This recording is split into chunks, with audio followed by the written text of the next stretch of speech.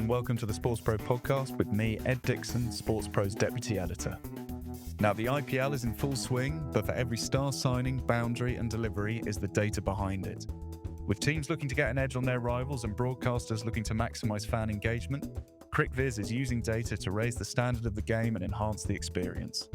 So to find out how it's doing that, I spoke to Subhayu Roy, Director of CricViz in India, who lifts the lid on how data is transforming the IPL.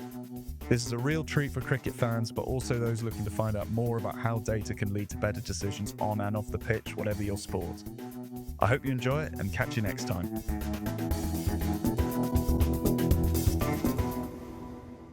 Subhayu Roy, Director of CricViz in India, welcome to the Sports Pro podcast. Thank you so much, Ed. Thank you so much for having me. Now, as much as I'd like to discuss the inner workings of English county cricket, we are here to talk about something perhaps a little grander.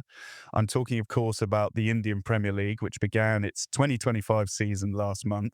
And if any of you needed a reminder of just how big the IPL is, an interesting stat that caught my eye was that the opening weekend of the IPL, it set a new record of 49.56 billion minutes watched across Jio Hotstar and Star Sports Network. Subhayu, you don't need me to tell you that the IPL is huge in India, but for a sports fan unfamiliar with the league, how much of a juggernaut is it in its home market? Let's look at it in two different ways, right? Since 2008, when the IPL first started, it has always been the biggest event in the whole cricket calendar for India. Nothing in domestic cricket ever came close. And this now competes very hard against the national team events at the World Cup or Champions Trophy or wherever. So that's on the fan viewership side of things. On the sports business side of things, it's completely changed the landscape. So historically, brands in India, in their whole annual calendar of advertising spends, had this one huge spike around the Diwali, where they would park most of their advertising budgets. The IPL has legitimately become the second Diwali. A massive percentage of every brand's advertising budget is now parked around the IPL. And that's how big of a cultural and political phenomenon that's been. Yeah, it's quite extraordinary. I mean, what is the secret to its success? I mean, we know how big cricket is in India, but I'm sure many people are wondering what is the secret sauce of the IPL? I wish I knew, because since the IPL launched in 2008, the number of sports which have tried similar looking leagues and not done as good a job is quite spectacular. Number of them were shut down, number of them continue on, but still trying to get to that level of limelight that IPL reaches. I think it was a combination of multiple factors. One, as a country, we had the cricket culture, but we had never quite taken it to a regional level like American sports do. And IPL in a lot of ways was sort of shaped after how NBA in the US works. So that success definitely flew. Second was people who launched the IPL, the brand agencies, the brands, the owners of the teams themselves being stars, all of those contributed. And one of the biggest factors was just the amount of money that was being spoken about. You have to remember, we are a country where wealth is sort of concentrated towards the top. It's not like a large part of the population is massively wealthy. And suddenly one fine morning in the newspaper, you find that people who are playing cricket, which until that day seemed like a sport and a game for kids to you, was suddenly earning money in numbers that you could not think of. Just the number of digits in some of the players' salaries were mind-boggling. And I remember, I'm old enough to remember the first season of the IPL pretty well, when a lot of the conversation around that first season was all about how much a certain player was worth. The auction was a new system. The drafts were not something people were very used to. The kind of hoopla around every single team, the teams sort of doing their own promos, the IPL itself cutting a huge promo. I think Sony was showing it for the first few years. And if you could walk down the streets of India during that first season of the IPL, at 7:30 suddenly, the streets would go quieter and every house would have that same signature IPL jingle playing out of it. It was quite the thing. Yeah, absolutely. And I think the current domestic broadcast rights deals kind of encapsulate just how much of a commercial behemoth the IPL is now. I think in US dollars, they're worth about $6.2 billion until 2027, which I think some bright spark worked out means that the IPL is only behind the NFL in terms of media rights value per game, which is quite extraordinary. And you mentioned some of the numbers around players. I mean, Rishabh Pant's become the most expensive player in IPL history. He was signed by the Lucknow Super Giants, I think, for more than $3 million. I mean, he's had quite an underwhelming start to the season, hasn't he, with his batting so far? It's a long season. It's one of those cases where people are quick to judge because The first week of the IPL is where it's a lot of interest, a lot of eyeballs. The build up sort of takes you there. But people tend to forget it's a 74 match season. Things will change, players will go up and down on their form scale. And I think it's a little too early to be calling who's doing well and who's not. Yeah, very, very fair. Well, we do like to jump to conclusions in the media. Sometimes we are guilty of that. It sounds like the English players are having a bit of a mixed bag so far. I saw that Jofra Archer, he racked up the most expensive bowling figures in IPL history the other day. But he has done all right since then, to be fair. I think he was the first player to bowl a maiden this season. So hopefully he takes that form with him into the English cricket summer. I'd be interested to sort of hear, like, in terms of the fans in India, do they tend to gravitate more to the domestic players or the international stars that come in? Is it a mix? Who are the heroes, or do they not really mind as long as they're playing well for their team? As far as heroes go, we have been guilty of having three heroes and then the rest. So Virat Kohli, Rohit Sharma, MS Dhoni, the kind of crowds they draw, the kind of attention they get, the cheer in the grounds when any of them are walking out to bat, forget which side they're batting for, is deafening, right? But having said that, it's been a very interesting journey where towards the beginning of the IPL, the more valued players were the foreign players. People who had stellar international records were obviously earning the big bucks at the auction, were heroes to people who were watching them. And then over the years, the younger Indian uncapped players have slowly started seeing this as a springboard. And you would see more and more of these players who come in into the auction. A couple of years, they'll come in low and then suddenly they'll have one great year. Rinku Singh is a classic case. This year's auction value for Rinku Singh, I think, is about 90% of the total money he's earned from the IPL. And that's a sudden jump that he got, which would be true for a lot of other younger players as well. And I think this has been a cultural shift that the IPL has brought in. So to kind of take you back to, let's say, a time before the IPL, if a young Indian player is doing well in, let's say, club cricket and wants to kind of rub shoulders with more famous players, one of the usual routes was they would travel to England and they would play for a county junior team for a short while. And going to play for a county junior team used to be their sort of calling card at that point onwards. However, now, if you get selected for an IPL team or even you get picked for a net bowler, or somebody who just is part of that squad is around the practice sessions. There's so much to learn from the senior players, not just in terms of the skill of the game, but also in terms of temperament, handling their careers, or how to just hone their game for the larger stage. I think that's been a huge, huge development that IPL has done for Indian cricket. Yeah. I have to ask, do you have a team? Are you allowed to have an IPL team in your line of work, or do you have to keep that quiet? I come from Calcutta. I swear by Kolkata Knight Riders. And this is a good year to be claiming that, right? Because we just won the last season. We are the reigning champions. It's not been that case of every year.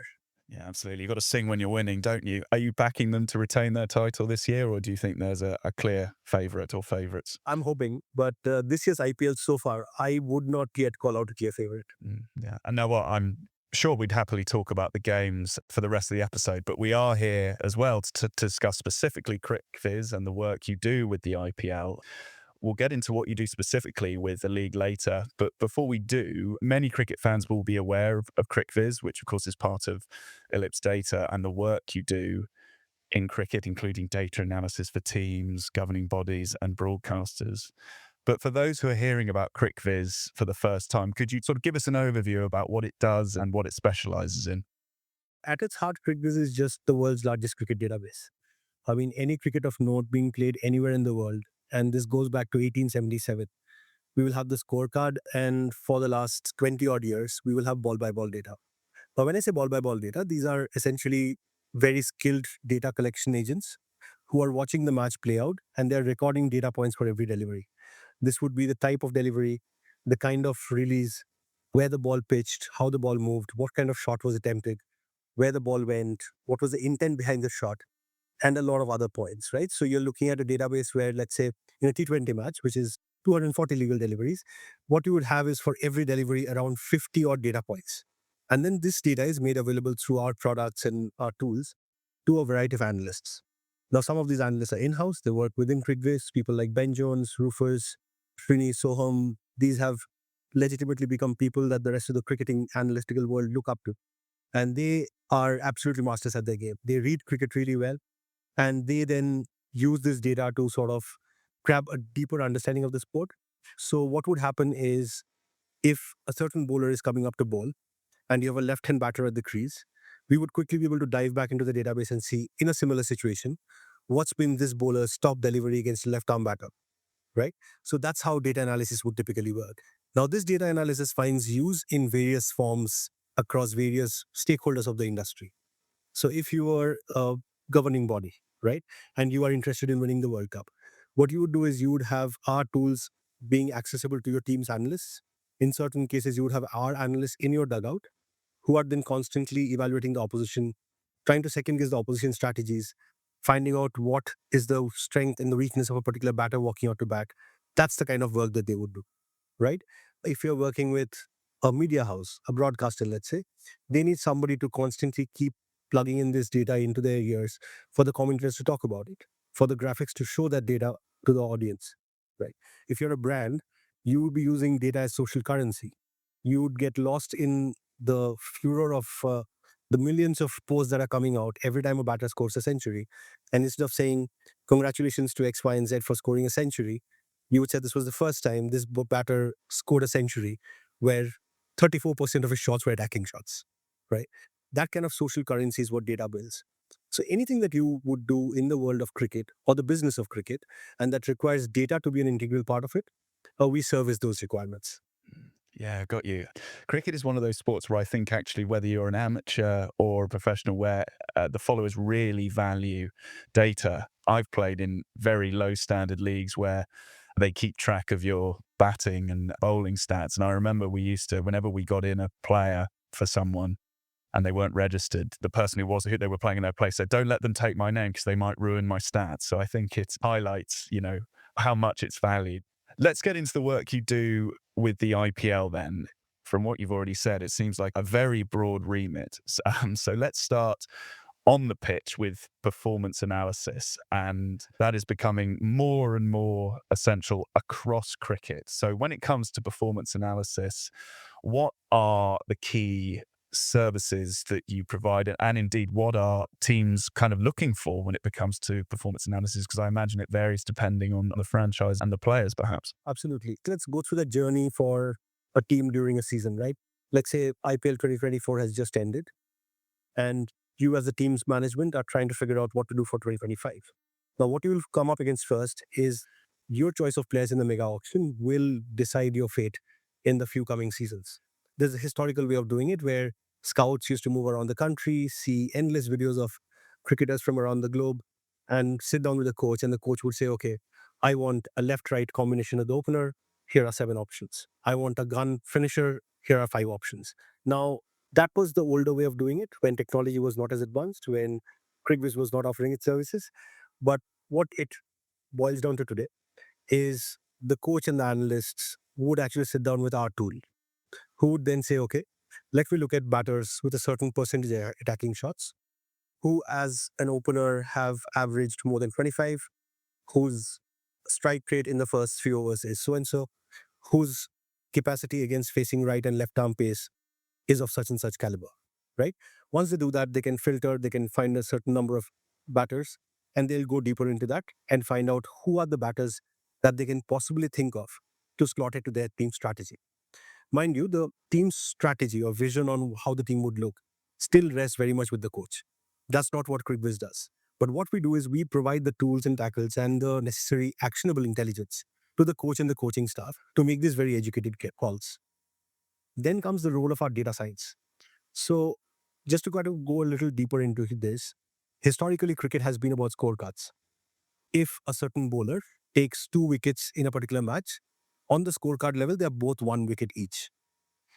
Now, let's say Jasprit Bumrah takes down a one down batsman in the third over of a T20, versus if he takes a wicket of the last ball of the inning. Now, in the first instance, what he's essentially done, he's reduced the opponent team's score by about 20-25 runs. In the second instance, it's essentially a dot ball.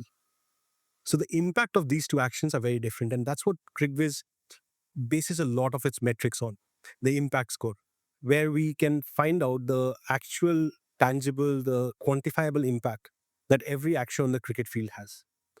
Now, you would then look at the impact scores of all these players in the auction roster, and you would try to figure out how do you create a team with maximum possible impact. But there is a second layer to this, that let's say this whole match that I was talking about was an international happening in Australia, where the pitches perhaps offer a little more in terms of help to a fast bowler. Would the same bowler have the same impact in the similar situation in, let's say, in Chennai, where the pitch has historically favored spinners? So, how the transition would work is a data science model would actually evaluate the sort of impact scores for one league and see how those impact scores project onto IPL. So, we would look at projected impact scores, and then the team's auction strategy would be formed based on that. After the auction is done, you know what every team looks like. So if you are one of the teams, you are looking to play 9 other teams. And for each of these teams, you would then go into the strengths and weaknesses of individual players. You would figure out your matchups. That if Rishabh Pant is coming into bat in over number 6, right, for a particular match, and that's the strategy that they're playing, what do I do with my bowlers? Interesting stat. Rishabh Pant average is really high when the release point of the ball is high. So you would want to take your taller fast bowlers out of the mix. Jansen would not perhaps be your best choice bowler against Rishabh Pant. So these are the kind of small tidbits of information that kind of continuously flow into the coaching system. We are very much an input.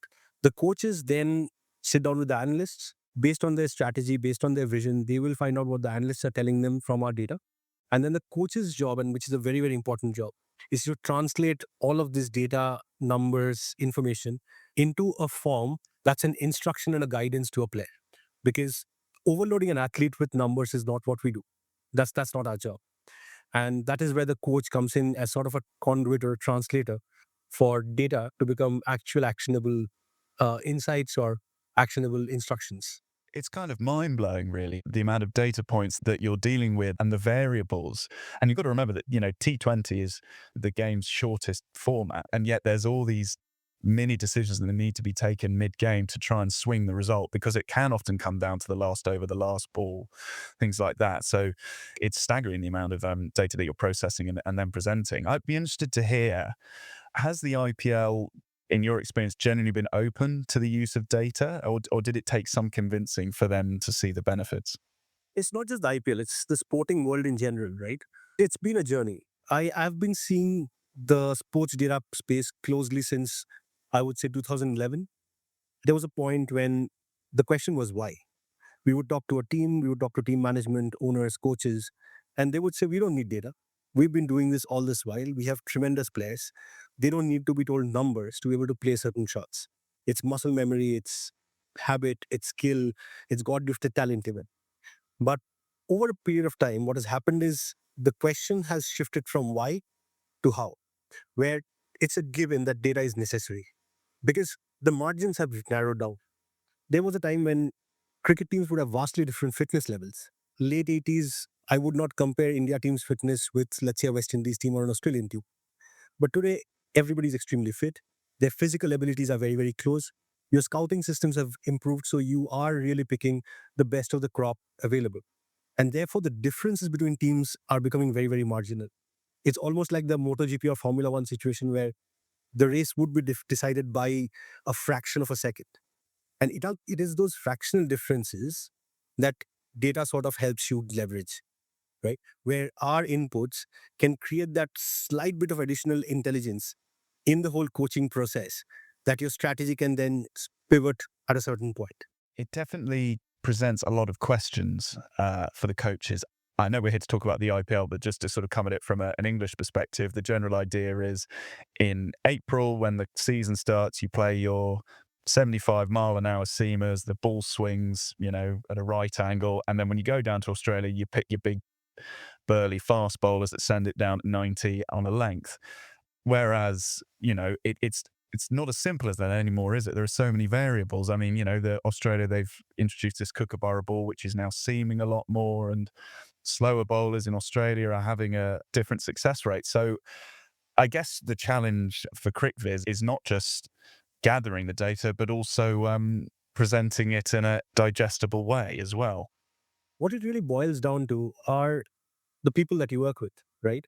And at the heart of CricViz, when you strip off the business layers, are two sets of people who bring in very different values from the data analysis sphere, right? So there's one set of people who are analysts. These people watch more cricket than what should be allowed for any human being. And they are absolute cricket nuts. And they have this instinctive understanding of the sport. And more often than not, they would understand something at a very intrinsic level and then go back to the data for validation. Or they know the data well enough that they'll keep mining, keep asking the data questions. And as a result of that interrogation, arrive at those insights that I was speaking of. On the other side of the spectrum are data scientists, right? They understand cricket, they know the rules, the logic, what should be the logical flow of things. But what they would do is they would query the data. They would look at the data, the shapes of curves, how the data is creating patterns, etc. And those patterns will tell them stories. So on one side, you have this extremely number-driven intelligence. On the other side, you have what is typically human intelligence backed by data. And when you put the two together, right, that's when you get the magic sauce. That is where CricViz, I think, does a really good job of putting together human intelligence as well as the data science. And the outcome is actually quite spectacular. The kind of things that we could predict, the kind of things that we could ascribe a number to is quite staggering. Yeah. Let's take things off the pitch, and providing sort of data during broadcasts is becoming a huge part of the broadcast offering, not just in cricket, but across wider sports. I mean, one of my earliest memories watching cricket, and it was pretty archaic back then, was I think I can't remember the name of the graphic, but it was essentially just a bowler. They would show how his six deliveries pitched, and this was in the early 2000s, was mind-blowing, this incredibly simple graphic. And obviously it's slightly more intricate now, but when you're working with broadcast and media with data, what are you working with them on specifically?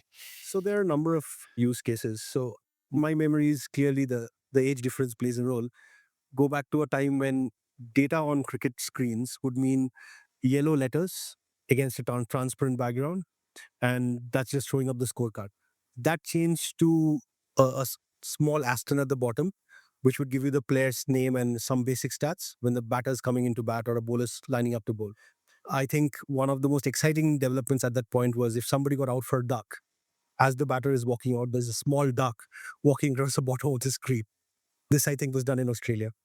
Where this has moved to is how do you grab somebody's attention? Those numbers that you're talking about in terms of viewership. So the opening weekend is bigger than the minutes, right? They had 1.4 billion views. Now, 1.4 billion is the population of India. It's not a 1:1, it's not the unique viewership, but 1.4 billion views is a lot of views. The question is, how do you keep that attention grabbing element? Agreed, T20 is the shortest format of the sport, but even then, you will have a situation where the first 5 overs or the power play, the 6 overs are most exciting. Then would come a bit of a lull period where you have the slower bowlers, slightly lower strike rates, until you get into the death overs where things pick up. Now, the person watching this, either watching on a television or on a mobile phone, in either case, they could either switch the channel or worse still, just switch over to WhatsApp. So, how do you grab the attention of the viewer has become a problem that the broadcaster has to solve. Now, they have a few instruments at their disposal to solve for this. One is, can I put more colors, better looking graphics, richer visualization on screen? But the second is the narrative. So, if I tell you that at 13th over of a certain IPL match, one particular team is doing really badly, you're a fan of that team, and you are very tempted to switch off, switch the channel, etc. And at that point, a graphic comes up saying that the batter who's on crease has never remained unbeaten in a losing cause. So if this batsman stays on crease for the next 7 overs, your team statistically has an 87% chance of winning the match. Now, that is sort of the gold standard of an insight, right? What would hold somebody back? Because viewership is also across a spectrum. There are extremely data driven, nerdy fans out there, as well as some people who just want to see their favorite team win. And the job of the analysts in that particular ecosystem is to figure out how do you serve across the spectrum. So what we will typically do with a broadcaster is, let's say before a match, we will start doing these top 10 stories going into a match. Some basic data sets. Now these are handed over to the producers who are doing the pre-shows, who are doing the run-up to the match, and are given to the commentators as preparations. When the match starts, the analyst that we send into broadcast is in the ears of the commentators. And he's sort of feeding the commentators, the producers, various kind of data-driven stories, which the producer, the director, the commentator could choose to use at any given point in time. right? If a big milestone is coming up, he's the one that's reminding them. He's also the person that's telling the graphics operator that, listen, this particular bowler has now bowled X number of deliveries above a certain speed outside the off stump, and none of them have been touched. Do you want to put up a graphic for that? The graphics operator will tell somebody in the system that, can I get a beehive on? And then in the next over break, you'll see that graphic popping up. The whole setup is designed in a way where the audience's attention is never let go of. And that is something that we are a part of. I would not say we do all of it. The producers, the graphics, a lot of it does the heavy lifting, but we form a necessary part of the story backbone where there is data, there is numbers substantiating and giving you a reason to believe what's being said or shown on the screen. Yeah, the data-led story element is really interesting, I think, and it's definitely becoming more widespread across sport. You're involved with fantasy platforms as well, aren't you? Could you tell us a little bit about those? Because they're becoming, particularly in India, you're much more likely to have a mobile phone than you are a television subscription. So I guess use of mobile must be something that the IPL is really focusing on. India has always latched on to cricket as a very, very big pillar of entertainment, right? But it was all one way. There's very little interactivity to it. There was cricket being shown, there was cricket being written about, there was cricket being spoken about, and the audience were just that, the audience, they were listening. Fantasy sports, for one of the first times, let us engage with the sport. We, rather than being relegated to the bleachers, actually got a seat inside the stadium. We had skin in the game and we were actually playing along with the players, right? So there was a huge mindset shift on how we consume sports, what sports add to our daily lives when fantasy sports came in. Now, fantasy sports have, again, different use cases for data. As a business, they need to acquire more customers. So they need to be able to tell people that, listen, for this next match, here are players you should look at. These are the matchups that could possibly happen. This particular bowler has a history of getting this particular batter's number, right? So all of these data and stat points would go into their preview to a particular match. As the match starts, the live data will start coming in. And since our analysts are coding the data live ball by ball, it sort of keeps the live scoreboard, various aspects of the game ticking continuously. And then at the end of it, the accuracy of the data is what would determine the announcement of the prize. Now imagine this, if the first prize for one of these fantasy matches in IPL is about $1 million, and that's going to go to a person who's chosen the highest fantasy rated points. Now, these point systems are driven off the data feed that are coming in.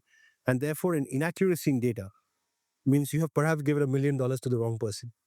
And therefore, as a business, you would have to give out another $1 million to the person who's the legitimate winner.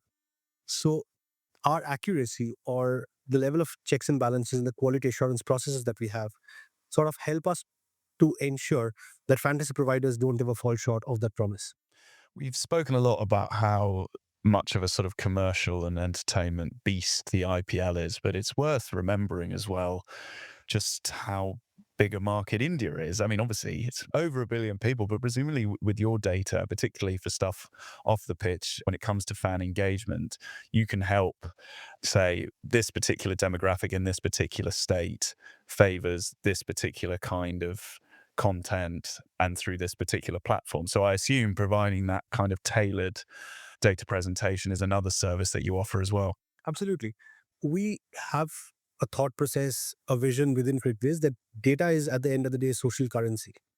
Let's go back to the root of this, right? Let's say you and I are chatting about our favorite players. I could say Virat Kohli is the greatest batter ever, and you could possibly refute that with your own favorite batter.